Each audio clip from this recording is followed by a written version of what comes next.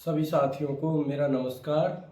मैं सभी साथियों से ये निवेदन करता हूँ जिन्होंने अभी तक हमारे इस चैनल को सब्सक्राइब नहीं किया है वो सभी सब्सक्राइब कर लें, क्योंकि आगे की सभी जानकारी स्टैंड बाई से रिलेटेड आपको हमारे चैनल के माध्यम से समय समय पर जो भी अपडेट रहेगा वो मिलता रहेगा।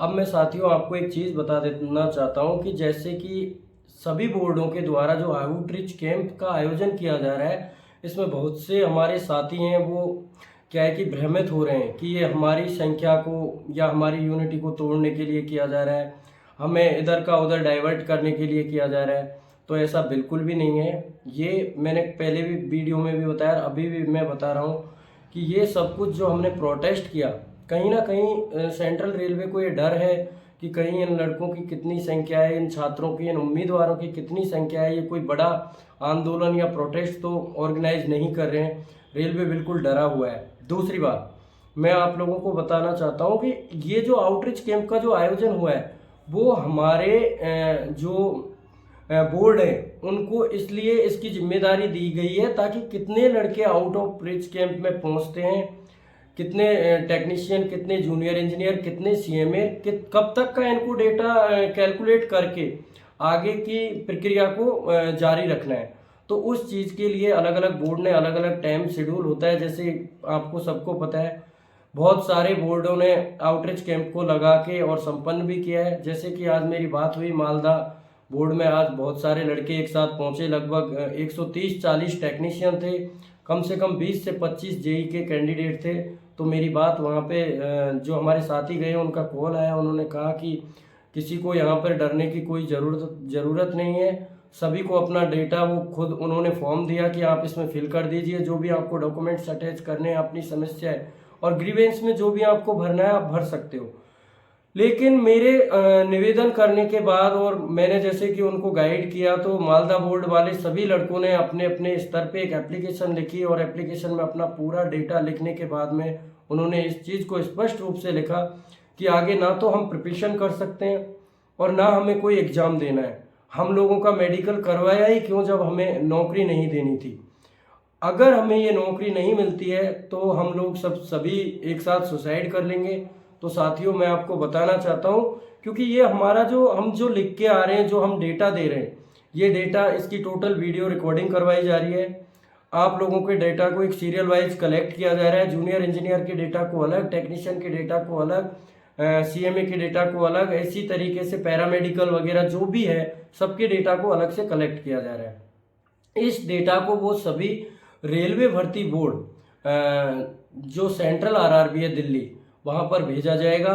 उसके बाद में इस पर क्या कार्रवाई होती है, हम जो ग्रीवेंस भरेंगे या जो हम सलाह देंगे उसके अकॉर्डिंग कुछ रूलों को चेंज भी किया जाएगा और आगे जैसे कि डाइवर्जन करते हैं या किस तरीके से हमारी नियुक्ति का रास्ता निकलता है। तो ये चीज़ हमारे लिए बहुत ही पॉजिटिव है।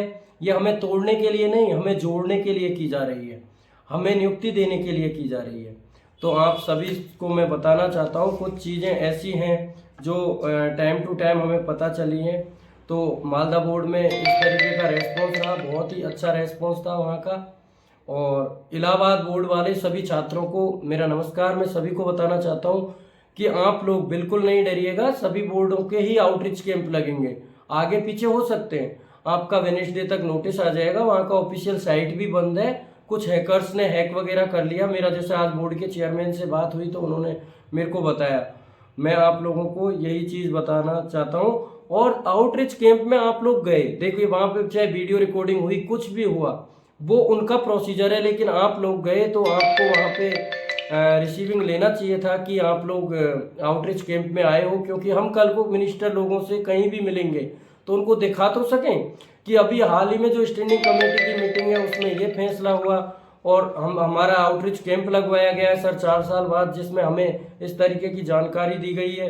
तो इन सभी चीज़ों के लिए आप लोगों को ज़रूर से ज़रूर ध्यान में रखना है इन चीज़ों को।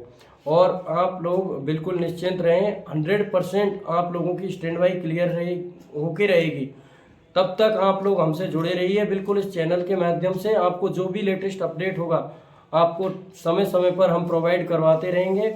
और साथियों आप लोगों बिल्कुल, अभी देखो मेन लड़ाई तो अभी स्टार्ट हुई है, क्योंकि 7 दिसंबर से, और 29 दिसंबर तक का टाइम मैं पहले भी बता चुका हूँ, आज से 2 दिन 3 दिन पहले शीतकालीन सत्र चालू होने वाला है। हमारे पास में डेटा है कौन कौन एमपी हमारी बात पार्लियामेंट में उठा सकता है।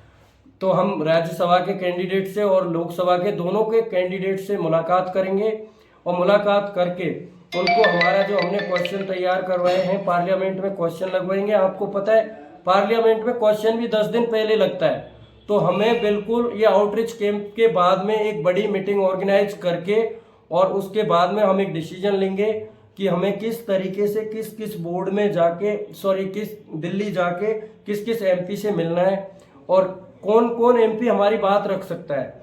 आप सभी लोग अपने अपने स्तर पर प्रयास करिए।